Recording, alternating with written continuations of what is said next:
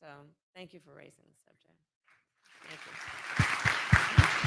And you take care of yourself.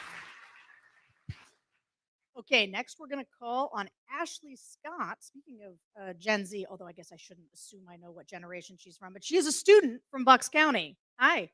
Hi, Vice President Harris and Congresswoman Cheney. My name is Ashley Scott. I'm from Bucks County, Pennsylvania, and I am Gen Z. I'm 22 years old. Nailed it. So thank you for that compliment.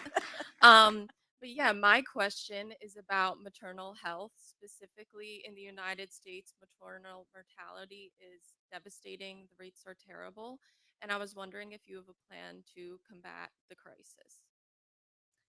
Thank you, Ashley, and thank you for being here and your voice. The issue, so we have the very, I think, shameful distinction of any wealthy nation having one of, if not the highest rate of maternal mortality. And I've studied this issue. I worked on it when I was in the United States Senate and as vice president. And the fact is that 90% of them are preventable, which tells us we can do something about it, right? And it is an issue. So Black women are 3 to 4 times more likely to die in connection with childbirth. Native women are like twice as likely. Rural women, 1.5 times likely. One of the common threads that you will see in those demographic populations is a lack of appropriate prenatal care, and then care during the term of their pregnancy, and then postpartum care. And we know that when that care is available, they are having a healthier and, by the way, happier experience. And the long-term impact to all of us as a society, much less to that family, is immense. And so the work that we have been doing and the work I intend to do going forward is to address that, right? So for example, in rural America, the way that the system has been structured, the healthcare system has been structured, is a lot of those hospitals and clinics have had to close because of the way we reimburse based on population size. And as people are leaving rural America, then the hospitals and the clinics can't afford the overhead. I'm oversimplifying, but just to make the point. So we need to address that in terms of how we're structuring, how we create incentives and give the resources to those healthcare facilities, be they clinics or hospitals. The other piece that we have to do is really just talk more about the issue around also how in the healthcare system we are treating women. And are we taking women seriously when they talk about their healthcare concerns? So again, personal experience, my mother had 2 goals in her life: to raise her 2 daughters, my sister and I, and to end breast cancer. My mother was a breast cancer researcher. And she was so passionate about women's healthcare. And I remember it as a young girl and throughout my life. And we still have a lot of work to do to make sure that when she walks into that clinic, that doctor's office, that hospital, that she's taken seriously. And that's also about what we do in terms of training within the profession. It's also about what we do in terms of public education to get information to women so that they know that they are not just complaining and they should not suppress or subordinate, but their concerns might be about themselves because they're taking care of everybody else. So there's a lot of work to do. And of course, there's a connection between this and what we need to do since the Dobbs decision came down. When we are looking at, I've met with a lot of, in particular, OBGYNs who are concerned that there are kids going through, young people going through their medical school who are now feeling deterred from engaging in reproductive health work. And reproductive health work is vast. It is not only about abortion. It is about a whole array of care. And we want to make sure that we're not creating disincentives for people to go into that very, very important profession. And then we also want to make sure that we are in the whole issue of reproductive care, not suggesting to women or the people who love them that they should be judged. Because there is that also when you're talking about reproductive care, where women sometimes are made to feel or do feel embarrassed to talk about their needs as it relates to their reproductive health. And then, of course, I feel very strongly the government should not be telling any woman what to do with her body.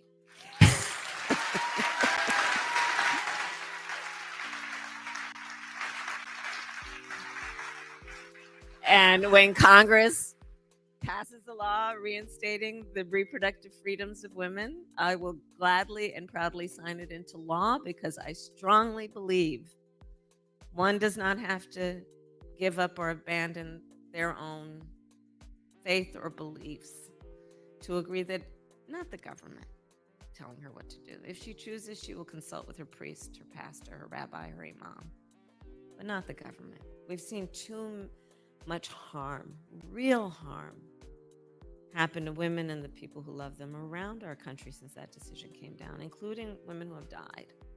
And I don't think that most people who, before the Dobbs decision came down, who had strong opinions about this, I don't think most people intended that the harm that we've seen would have actually happened.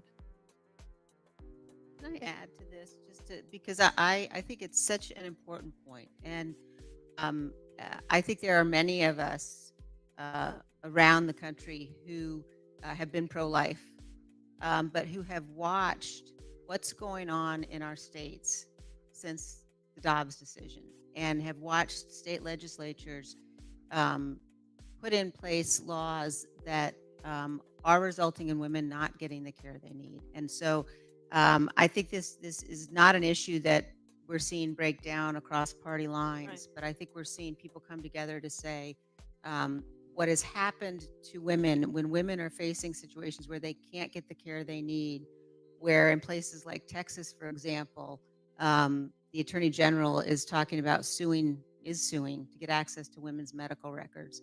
That's not sustainable for us as a country, and it has to change.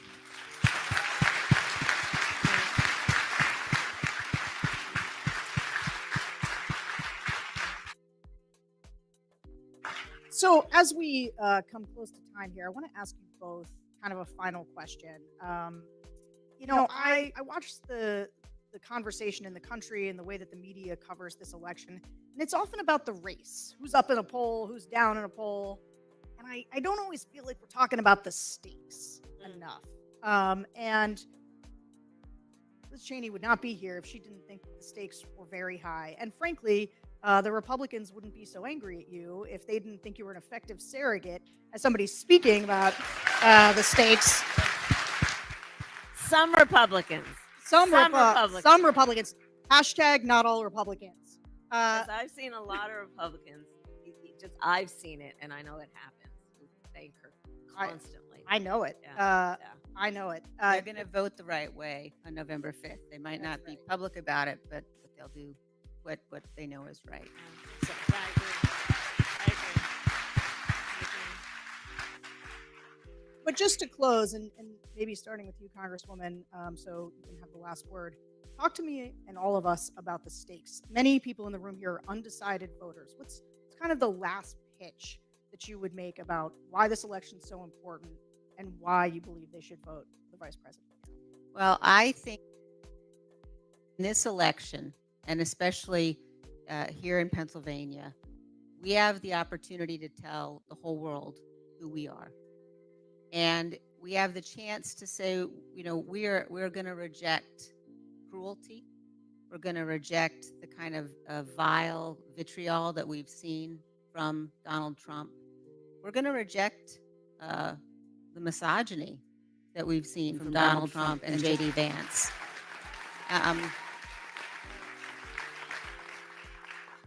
And we have the chance in this race to elect somebody who you know is going to defend the rule of law. You know Vice President Harris is going to defend our Constitution. We have the chance to remind people that we are a good country. We are a good and honorable people. We are a great nation. And in this race, we have the opportunity to vote for and support somebody you can count on. We're not always going to agree, but I know Vice President Harris will always do what she believes is right for this country. She has a sincere heart, and that's why I'm honored to be here and supporting her in this race.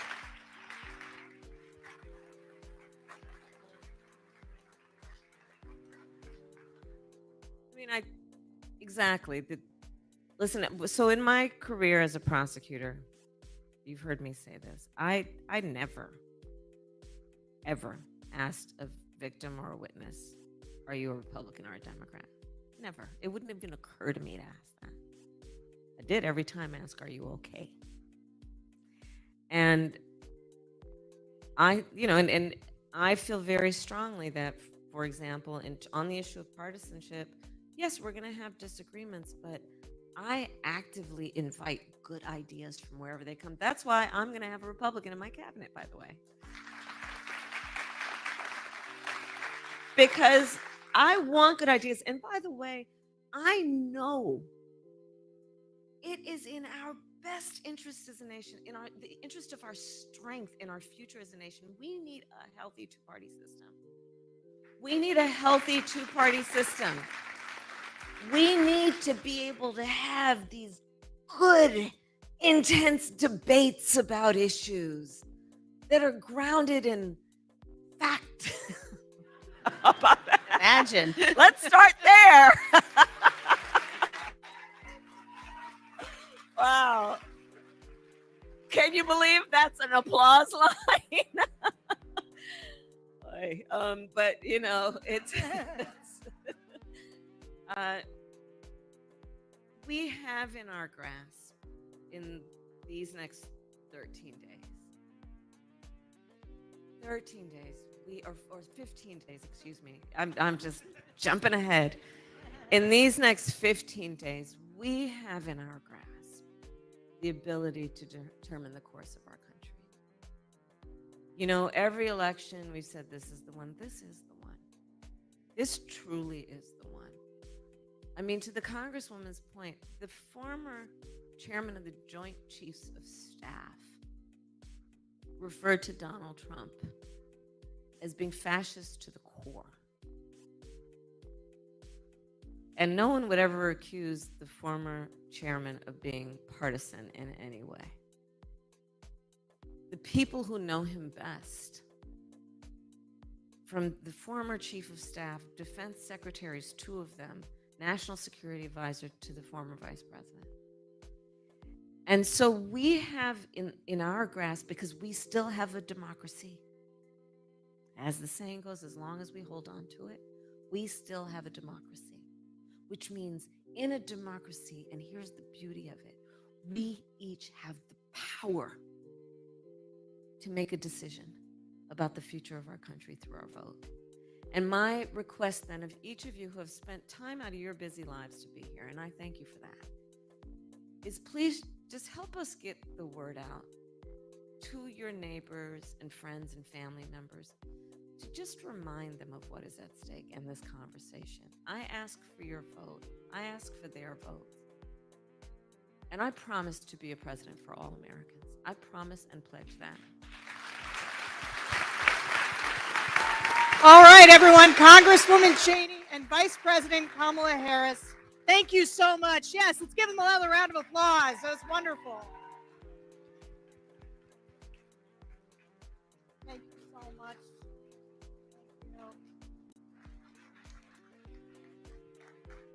Thank you for coming.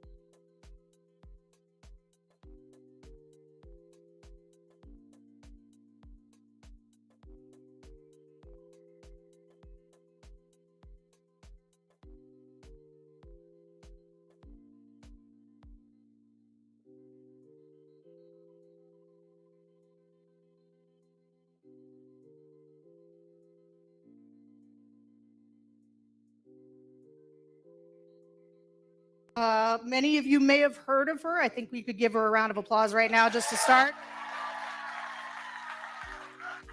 She's a personal hero of mine in this moment. So Liz Cheney served as the U.S. representative for Wyoming's at-large congressional district from 2017 to 2023. She chaired the House Republican Conference, the third highest position in the House Republican leadership. from 2019 to 2021 and served as the vice chair of the Select Committee to investigate the January 6th attack.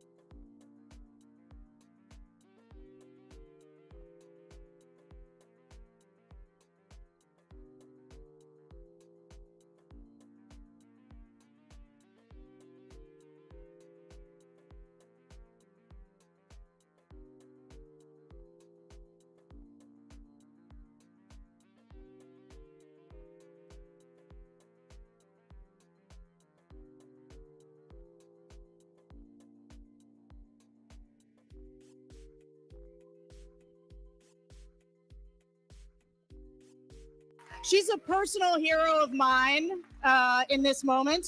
So Liz Cheney served as the U.S. representative for Wyoming's at-large congressional district from 2017 to 2023.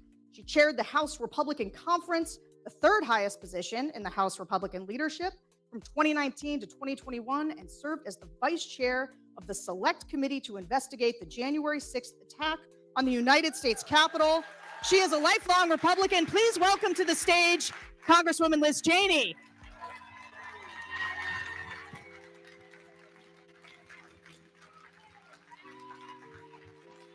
Yeah.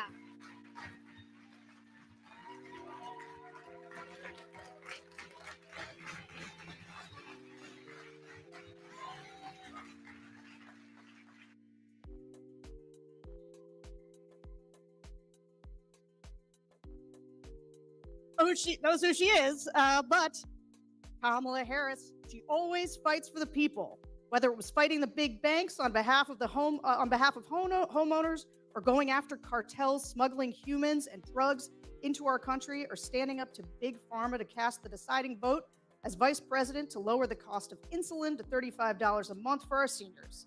She is the Democratic nominee for President of the United States. Please welcome to the stage Vice President Kamala Harris.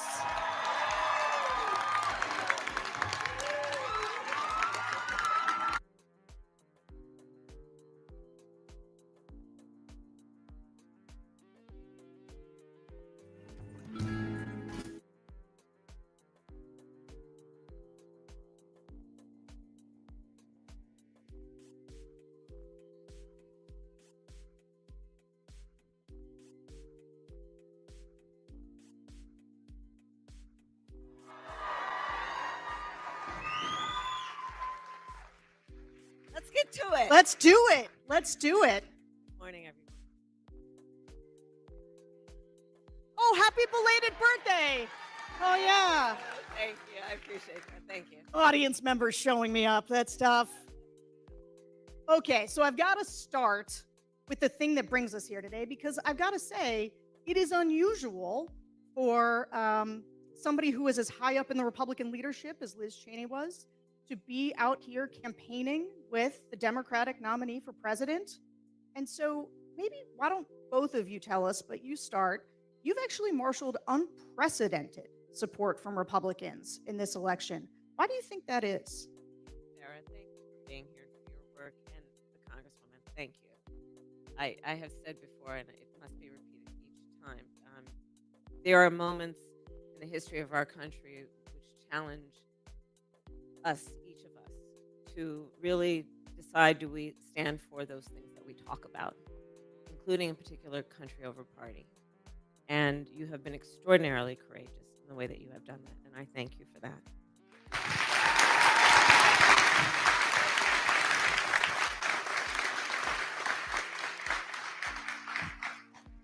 So, I have in my career now, whether it was as the elected district attorney, elected attorney general, and then elected United States senator, and of course now vice president, I've counted that I have taken the oath of office 6 times. And for the elected leaders here, we know it is an oath that one must take sincerely and unequivocally, which is an oath, among other things, to support and defend the Constitution of the United States, and to understand what those principles represent and what they require of the individual who holds the office in the public trust. And let's not undervalue that point as well. It is not about the individual. It is not about what is in their personal interest. It is about what is for and in the spirit of the public good. And this is a moment in this election that presents a real contrast among how I, as one of the two nominees, and my opponent, the former president, think of that duty. And it is a duty, by the way. There are certain things in our lives that we have the choice if we feel like it. And then there are certain things that are just fundamentally a duty, like to raise our children, things of that nature. It is a duty to take seriously that oath and do it for the sake of the public good and in the public trust. And I think that this moment, with the choice that the American people have in this election in 2 weeks and 1 day, this election is presenting, for the first time probably in certainly recent history, a very clear choice and difference between the two nominees. And I think that is what, as much as anything, is bringing us as Americans together, who are understanding that we cannot, with such fundamental stakes being presented, afford to be mired in ideological differences without really staking our claim to the most fundamental ideals upon which our country stands. Thank you. And, Congresswoman Cheney, it's sort of the same question to you, but I got to ask, it's one thing for Republicans to sign a letter. We've seen that Vice President Harris has been endorsed by 200 Republicans in the national security space, all kinds of people from George W. Bush's administration. There's been a lot of people, they'll sign letters and maybe they'll go on TV, they'll release a statement. I was just with Republican Congressman Charlie Dent, former Republican congressman here from the state. He voted for you in his early voting. But you are out here campaigning. You are out here holding events. So talk about why it's been so important to you to be as involved as you are in getting Vice President Harris elected. Well, thank you so much, Sarah, for the question. And it's an honor to be here today with you, Madam Vice President. For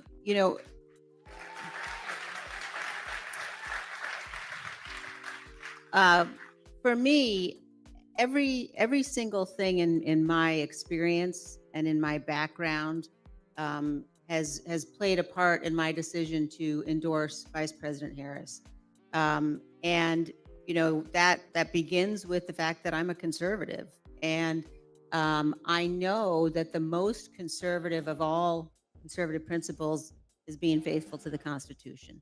And you have to choose in this race between someone who has been faithful to the Constitution, who will be faithful, and Donald Trump, who, it's not just us predicting how he will act. We watched what he did after the last election. We watched what he did on January 6th. And so coming to this as someone who's been a lifelong Republican, a lifelong conservative, also as someone I spent time working overseas before I was elected to Congress. And I've spent time working in countries where people aren't free and where people are struggling for their freedom. And I know how quickly democracies can unravel. And I know that as Americans, we can become accustomed to thinking, well, we don't have to worry about that here.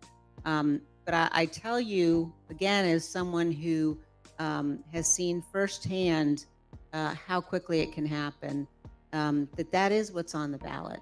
It's absolutely what's on the ballot. I also, I come to this decision as a mother.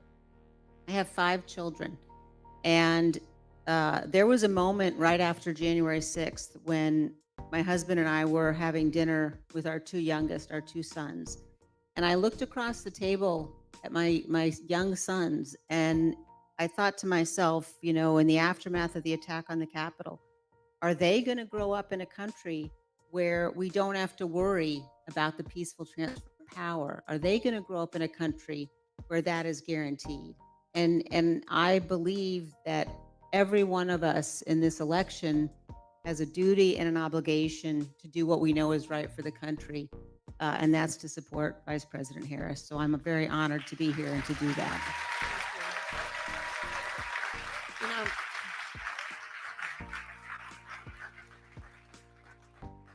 if I can just echo the Congresswoman's point. So I've now, as vice president, met over 150 world leaders, presidents, prime ministers, chancellors, and kings, many of them multiple times, to the point we're on a first name basis. And the last few times I've seen them in the relative eve of this election, they are very concerned, our allies. Because as you know, when we walk in those rooms around the world representing the United States of America, we have traditionally been able to walk in those rooms, chin up, shoulders back, with the self-appointed and earned authority to talk about the importance of democracy and rule of law.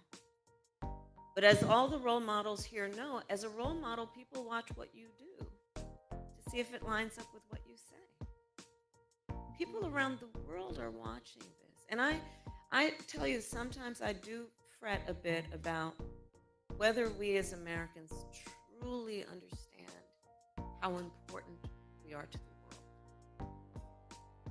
I hope everyone does really understand that we represent something, imperfect though we certainly are, flawed though we may be.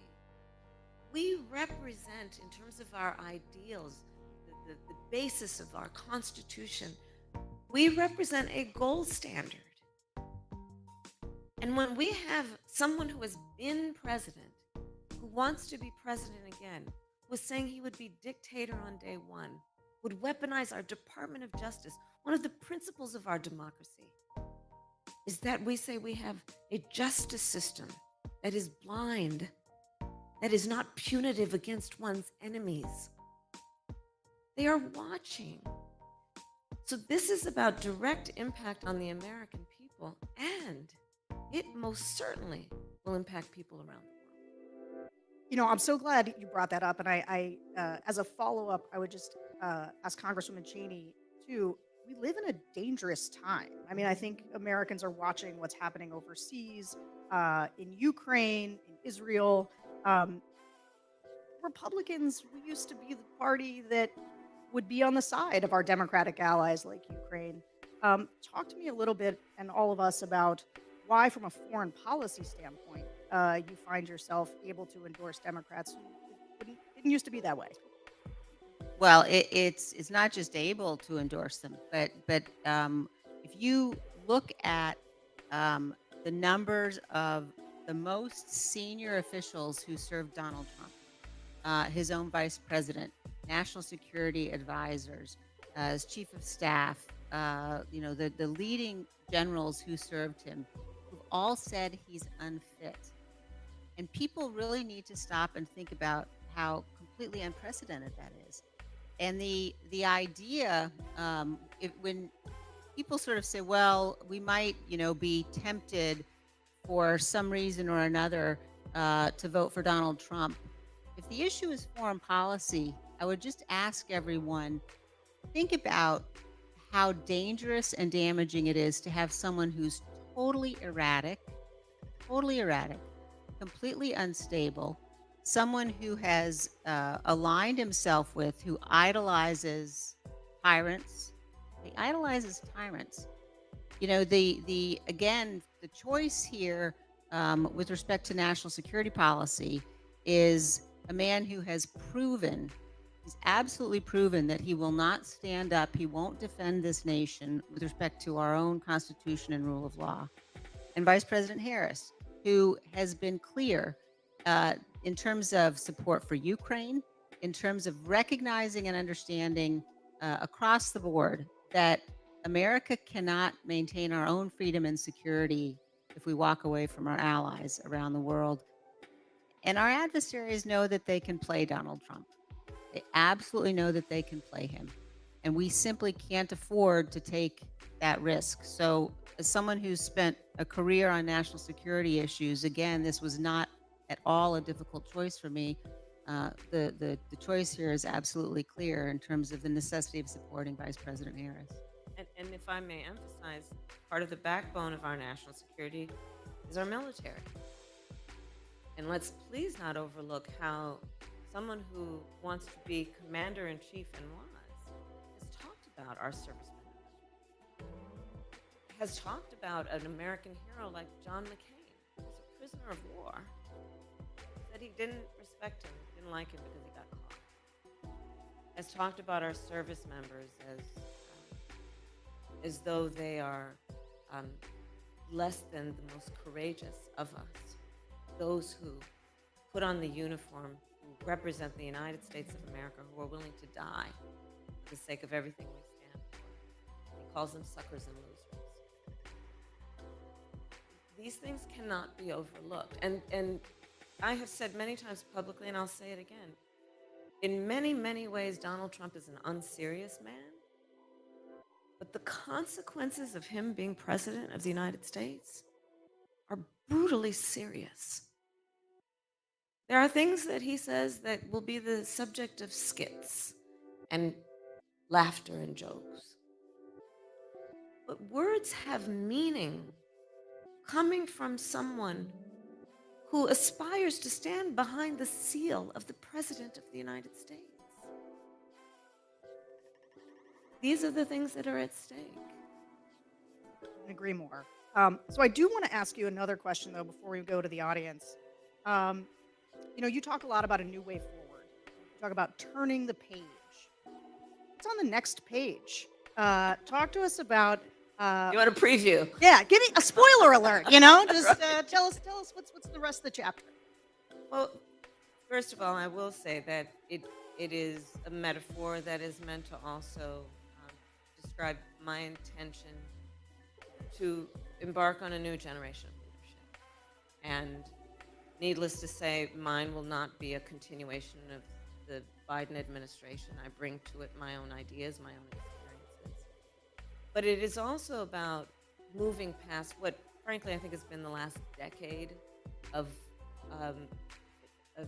the American discourse being influenced by Donald Trump in a way that has had the effect of suggesting we as Americans should point the finger at one another, in a way that has been using the power of the presidency to demean and to divide us. I think people are exhausted with that, rightly. And it frankly does not lead to the strength of our nation, to tell the American people that we must be suspicious of one another, distrust one another. Yesterday I did a couple of church services, and there's many people here know the parable of the Good Samaritan. And there is, in essence, a piece of that, in my own words, that it really requires us, I think, to see in the face of a stranger, to see a neighbor, right? That's spirit. And I think we need to get back to that. The spirit of the American people is such that, we are an ambitious people. We are aspirational. We have dreams. And that is productive. It is not productive of us to be a nation of people who are pointing fingers at one another, who don't understand that the vast majority of us have so much more in common than what separates us. So that's what I mean about turning the page. And then a new generation of leadership about being ambitious, about all we have yet to do. Part of my economic policy, I refer to it as an opportunity economy, is about investing in American industries while leaving none of our traditional wonderful industries behind, repurposing and retooling the factories that have led to America's success in industry, while at the same time redefining how we are thinking about which worker has the experience and skill to do the job and is qualified, and understanding we shouldn't be falling into a trap that suggests only those with a college degree have the skill or the experience to do the job. So let's look at how we redefine and perhaps even reorder. And in fact, I'm going to start with federal jobs, and then I'm going to challenge the private sector to do the same. Let's look at which of those jobs would benefit from a skilled, experienced worker who perhaps went through an apprenticeship program, not a 4-year college, but still had a 4-year degree in essence. So these are the kinds of things that are about seeing the opportunity of this moment and investing in it. I'll tell you, and I know this is a controversial topic for many of us, I love Gen Z. because we have Gen Zs in our lives. We have kids who are Gen Zs. It can be complicated, I know. I love Gen Z. These young leaders are they're clear-eyed. You know, they've only known the climate crisis. They've only known active shooter drills. I mean, we had fire drills, not our kids, right? But they're so wonderfully impatient. Right? No, really, that's good. That's good. They're ready to get in there. Let's invest in them. So, for example, one piece of my opportunity economy is we got to deal with the reality of where we are right now. The American dream for previous generations was something that people could kind of count on, not so much anymore in terms of home ownership. We have a housing shortage in America. We have a supply shortage. So part of my plan is, hey, let's be clear-eyed about this moment. Let's invest in the future. And as a devout public servant, I also know the limitations of government. I want to work with the private sector. I have in my career the skills, the breadth, the depth of value in those active partnerships benefit us all. So part of my plan for housing is to actively partner with building developers, with home builders, to create tax credits to increase the supply of housing in America. My estimate is I think we can actually do it by 3 million by the end of my first term. Part of my approach that is about a new generation potentially of leadership, and certainly a different approach. Most of my career was not spent in Washington, D.C. I say that with pride. In that, most of my career was spent as a prosecutor, but making decisions that had a direct impact on people's lives. I learned at a very young age as a prosecutor that the things that I would do, the swipe of my pen, could result in someone having their liberty or not. When I was Attorney General of California, which is, by estimates, the 5th largest economy in the world, I was acutely aware the words I spoke could move markets. I like getting things done. And part of my approach, which is I think about a new generation of leadership, is let's cut through the red tape. Let's cut through the bureaucracy while still knowing the virtues of the work that we can do in the public sector, be it public education, public health, public safety. This is a perfect segue into our first audience question, which is going to come from Alexandra Miller from Delaware County, main section right there. Hi, Alexandra. Hello. Hello, Madam Vice President, Representative Cheney. Hi there. For taking my question today. My name is Alex. I have a 7-year-old son and a wonderful 72-year-old mother who is suffering from dementia and requires full-time care. My son is in 2nd grade. My mother is in a nursing home, and I work full-time. The costs of childcare and of elder care are staggering, but simultaneously, the professionals that help care for both our children and our elders are generally underpaid, which makes it difficult for them to support their own families and do the jobs that they need to do. How do you propose to help bridge this gap, making both child and elder care more affordable for hardworking families, and also retaining and attracting quality talent for these essential jobs? So first of all, you're dealing with a lot. You're dealing with a lot. And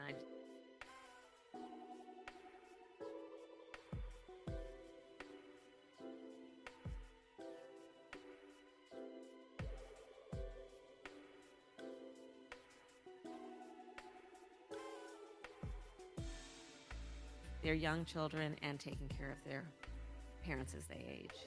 And it's a lot. And so I actually plan to address this in a substantial way because I actually bring a personal experience to it as well. I took care of my mother when she was sick. And that work is the work of trying to cook something that they feel like eating, right? Trying to figure out which clothes will not irritate their skin, help them put on a sweater. It's about trying to figure out how you can say something that brings a smile to their face or makes them laugh. It's about dignity. Meanwhile, you have a second grader. You try and teach that kid how to read. Spending time with them, reminding them they are special and can be anything. And in the middle of all of that, if you are working, or just to have a minute to breathe, it's a lot. It's a lot. So the way that this plays out for many people is it's one of just a couple of ways. One, if you have the good fortune of having enough extra money, you can hire somebody to come in and then, exactly as you said, you, knowing what you just shared with us about yourself, would pay them the value of their work. Or someone in this position would have to basically spend down all their savings so they could qualify for Medicaid, which means they pretty much have to get rid of everything. Or they have to quit their job, which means one less income in their household. And this issue for me is a matter of dignity.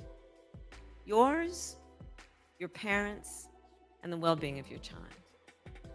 And you being able to do what you naturally want to do, and the thing that we should value in our society, which is someone like you who is taking on the duty and the responsibility of all of that.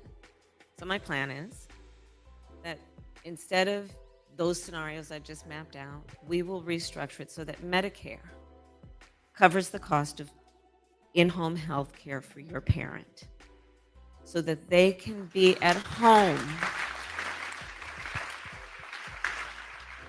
and you can then have the assistance with someone who can help prepare that meal, help them get dressed, and you can still give that baby of yours all the love that they deserve, and you can have sanity in the process, and everyone can have dignity. And so this is my approach, which is, let's just look at this as let's just come at it from common sense, by the way. It's just common sense. And what is a common sense practical approach to doing this? Because when you are able to be productive, we all benefit, by the way. When that child is able to have a parent who is able to help them with their reading and remind that child that they are special, we are all going to benefit from that. So thank you for raising the subject. And you take care of yourself.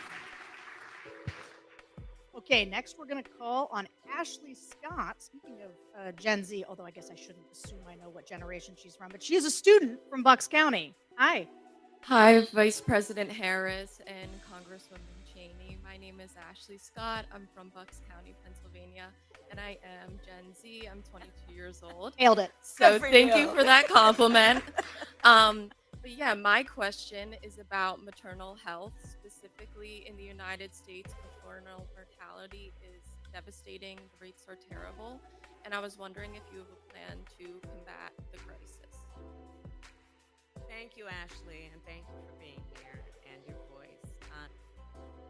The issue, so we have the very, I think, shameful distinction of any wealthy nation having one of, if not the highest rate of maternal mortality. And I've studied this issue. I worked on it when I was in the United States Senate and as vice president. And the fact is that 90% of them are preventable, which tells us we can do something about it, right? And it is an issue. So Black women are 3 to 4 times more likely to die in connection with childbirth. Native women are like twice as likely. Rural women, 1.5 times likely. One of the common threads that you will see in those demographic populations is a lack of appropriate prenatal care, and then care during the term of their pregnancy, and then postpartum care. And we know that when that care is available, they are having a healthier and, by the way, happier experience. And the long-term impact to all of us as a society, much less to that family, is immense. And so the work that we have been doing and the work I intend to do going forward is to address that, right? So for example, in rural America, the way that the system has been structured, the healthcare system has been structured, is a lot of those hospitals and clinics have had to close because of the way we reimburse based on population size. And as people are leaving rural America, then the hospitals and the clinics can't afford the overhead. I'm oversimplifying, but just to make the point. So we need to address that in terms of how we're structuring, how we create incentives and give the resources to those healthcare facilities, be they clinics or hospitals. The other piece that we have to do is really just talk more about the issue around also how in the healthcare system we are treating women. And are we taking women seriously when they talk about their healthcare concerns? So again, personal experience, my mother had two goals in her life: to raise her two daughters, my sister and I, and to end breast cancer. My mother was a breast cancer researcher. And she was so passionate about women's healthcare. And I remember it as a young girl and throughout my life. And we still have a lot of work to do to make sure that when she walks into that clinic, that doctor's office, that hospital, that she's taken seriously. And that's also about what we do in terms of training within the profession. It's also about what we do in terms of public education to get information to women, so that they know that they are not just complaining and they should not suppress or subordinate, but their concerns might be about themselves because they're taking care of everybody else. So there's a lot of work to do. And of course, there's a connection between this and what we need to do since the Dobbs decision came down. When we are looking at, I've met with a lot of, in particular, OBGYNs who are concerned that there are kids going through, young people going through their medical school who are now feeling deterred from engaging in reproductive health work. And reproductive health work is vast. It is not only about abortion. It is about a whole array of care. And we want to make sure that we're not creating disincentives for people to go into that very, very important profession. And then we also want to make sure that we are in the whole issue of reproductive care, not suggesting to women or the people who love them that they should be judged.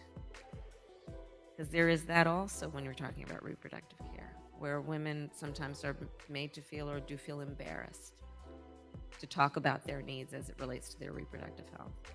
And then, of course, I feel very strongly the government should not be telling any woman what to do with her body.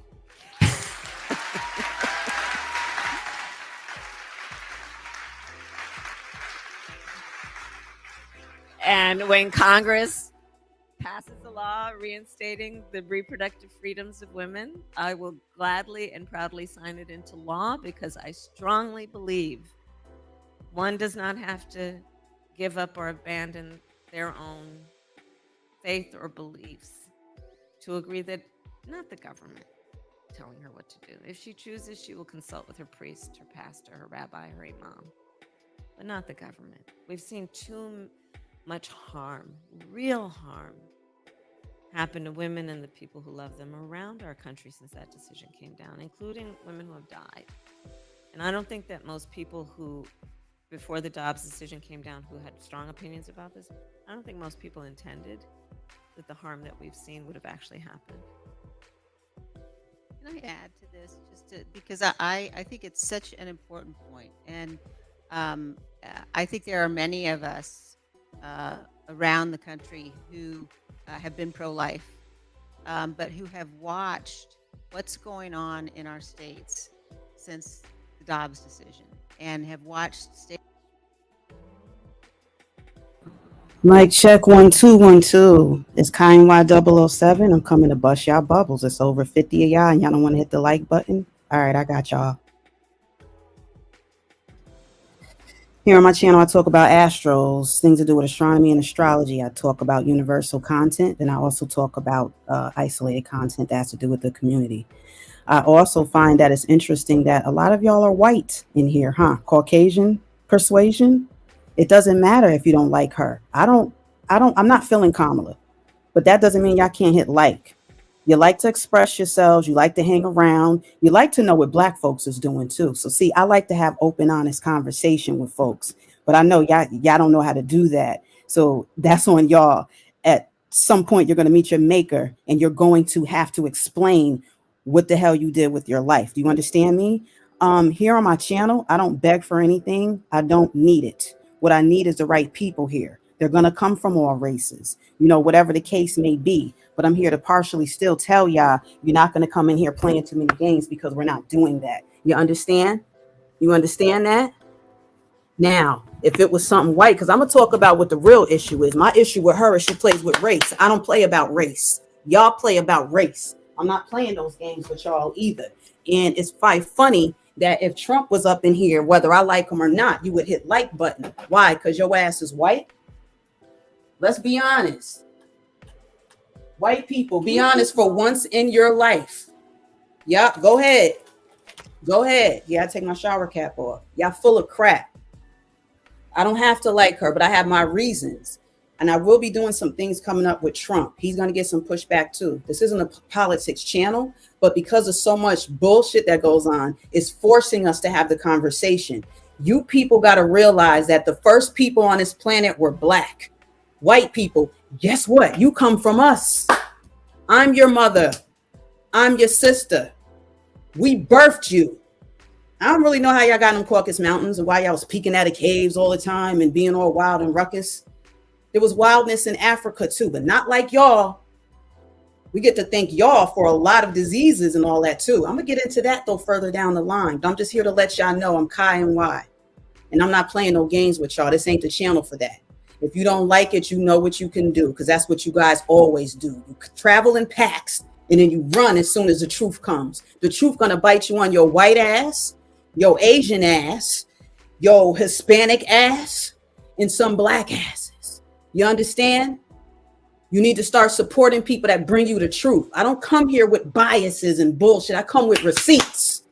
And I'm not playing with none of y'all. Some of this ish is life and death. I'm tired of politics, to be honest. I'm turned off by it. And I'm turned off by y'all lack of participation, but y'all sit around and talk amongst your white co-workers, and you get scared when too many black co-workers are, having a chat. Get over yourselves. It's always going to be populated on planet Earth. There's always going to be more black people. The black people, though, that are here, we could be doing better. We're getting there, but we still got a ways to go. We will not tolerate race baiting. I will not tolerate race baiting, which Kamala does, and she does it well. But then again, she sucks at it too. But she's doing it well with a lot of black folks. So when they had to figure out what's going on, it seemed like some black folks aren't voting. They went and got Barack Obama to come out. They got Lord Jamar apologizing. We got all this backwards ish that's going on. But y'all want to sit quiet and act like y'all don't see what's going on? Y'all can't click the like button real quick one time? Really? I'm the realest channel you're going to find. Drop in the chat if you got a realer channel. I will verse anybody's channel, because that's how nice I know I am with my research, my intellect, and I'm going to be quick with it. I'm not playing with you, the mother you came from, the father, or nobody else. When I come back on, whenever I feel like it, I will have more. I'm going to talk about kind of some do's and don'ts, but I relate it to our lives. I'm tired of women speaking for a whole bunch of women. We don't all need or want abortions. Start being responsible for who you open your legs to. Everybody got their legs like this, and they want to keep it like this when it's abortion time, huh? Well, guess what? Trump said he's not down with the abortion ban either. So you have to know your politics before you speak on them. Most of y'all just want to come in and just say whatever you feel like it. Stand on principle. If we expect leaders to stand on principle, we have to show them what we want out of them, and that we not having no BS in between. Do y'all understand that? Do you realize too that racist people are mostly illiterate? You guys don't read, write, or speak well. I see y'all in my chat room. I'm gonna be patient with y'all because I know there's all kind of people to come in here. But I'm not playing these games with y'all. Y'all are very slow. You're slower than a turtle. Especially racist white people. I've been watching y'all for years. Y'all be attacking me on YouTube. I be on somebody's channel, not even paying y'all no mind. Y'all be having the most illiterate comments, the most illiterate thought process. Racism slows down your brain waves. News flash. That's why you guys are really at the bottom. Don't nobody care about poor of any race. Well, we do care, but the people at the top, they want people to be broke. That means poor white people too. They don't care about y'all. Y'all be running around like, oh my God, Trump's got my back. No, wait, I think Kamala has my back. They said there was white men for Kamala. I think that was a lie. What do you mean white men for Kamala? Why? Because she got a white husband? I've never heard in my life a black woman get backed by a group of white men that are proud about it. They have a slogan behind it. You're full of shit. And so is the family a lot of y'all come from, because they taught y'all this shit. It's learned. Even though I got peoples on YouTube that's been trying to show me that you guys are born racist. They say it's in your genes. I say, I hope not. Because guess what? Then you guys, it wouldn't be a reason to put you on the planet if you're born to be a certain way of evil. That's what doesn't make sense to me. I called it out 2 years ago that it was extermination time. I called it out 2 months ago. It's extermination time. That's when humans are going to have to go. Some of y'all aren't going to be here next week. You got to go. A lot of people are dying. They got to go. Some of them, I wish they didn't. But we're in a phase right now where the things are going on with the earth and the planet. We're not getting along with the sun. And the moon said, listen, I've been leaving y'all for years now. I'm going to keep leaving in a minute. And then the planet's going to be unstabilized. So I talk about stuff that y'all don't look at. I keep my head up there to look up there for answers. And I'm looking at y'all. So I just want y'all to know this ain't no playing around ass channel. But if you do, you in the wrong place. Other than that, salute. Shout out to the good people that are here that will come back. Shout out to the people that have subscribed, even if you're considering subscribing. If you've hit my like button before, I ain't telling you always got to click like. But it's mighty funny how certain groups of people come around and they ain't going to do ish for you. But they'll come and just suck you dry like a bad prostitute. Fuck out of here. I need good people over here. Good people, they talk a lot of ish. Good people may be a different race, all of that. I want good minds over here. And a lot of y'all minds are slow. But if you want to pick up the pace and grow, you got to be able to trust other people. And yeah, we black, we African, whatever, melanated, whatever, people of color. You will depend on us like you always have. You don't got to admit it. What we got and what we got just in our skin and in our blood is different than y'all, like all kind of stuff. It ain't about me liking Kamala. She can kick rocks. I'm tired of her games. I'm tired of Trump's games too. But I'm tired of us being a nation where we don't have more options. We have to be able to have more people to pick from. I'm tired of being forced. We don't force food down our throats. I'm not going to force fools either. Yeah, this is how I am. I'm very calm and chill, but I was just washing up. And so I was thinking to myself like, yo, y'all keep trying to play me over here. Y'all don't got to be here. You didn't even know she was live today till I pulled this up. None of y'all knew she was live. Don't front. But y'all not going to come here and suck up everything and give your bad racist energy and ish. Not all of y'all's racist. That's not what I'm saying, but a lot of y'all are. You're not going to keep doing this, though. There's going to be repercussions. You're going to start getting dropped. There's going to be stuff happening in your life where you're going to be like, wow, why am I not getting support? Why is this not really working out for me? Because you keep shitting on brothers and sisters that's out here doing the damn thing. It's going to come back to you. Y'all don't get that yet? Why you think things are changing? You done enslaved. You done did so much stuff. And we're still bigger and better than a lot of y'all. You still want to know what we're up to. Kamala's running for president. So she's, of course, we want to know what the heck's going on with her. I'm talking black people. Y'all never support us, but y'all always up our ass trying to figure out what we doing. And then you stick something in our ass because you like sodomy and all that stuff. You know what I'm saying? Y'all just got a history of some foul ish. And I'm telling you, this ain't the channel for that. If you want to grow and you do want to be heard, because you will be heard. And eventually I will do panels on here, call-ins. Click the link and bring your ass up here. But we're going to have good convo, whether it's in agreement or not. It will be entertaining, but most of all, it needs to be informing. So y'all need to get a grip, like seriously. And I'm out. I hope y'all do still have a good day and night wherever you are. I'm Kiy. This is Kiy NY007.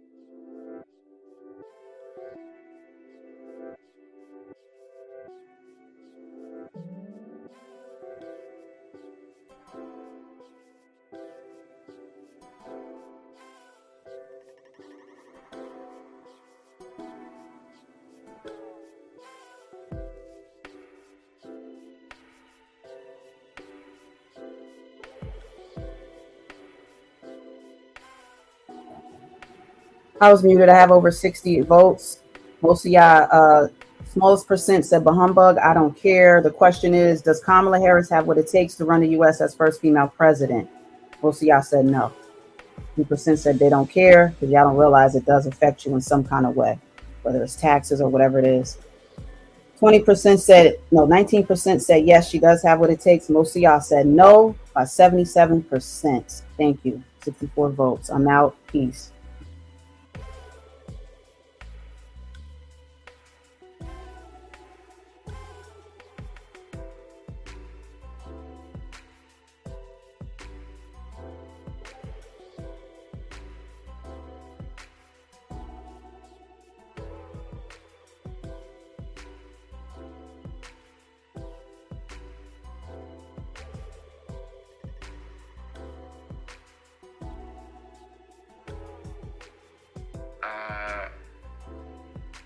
Damn, what was that?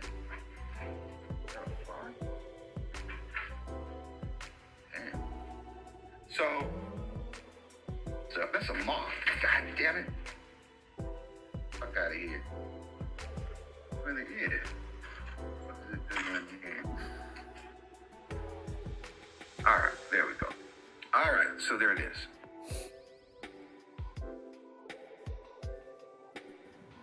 Also, I'm going to be going over some Neil deGrasse Tyson information that has to do with astronomy, anything difficult or all those words and terminologies and the information. I'm going to break it down so we can know what the heck's going on in the atmosphere, because there's a lot going on and it does have an effect on us and our planet. It's interesting stuff. It's for everybody. You want to come back through? That's my Astros. All right. Peace.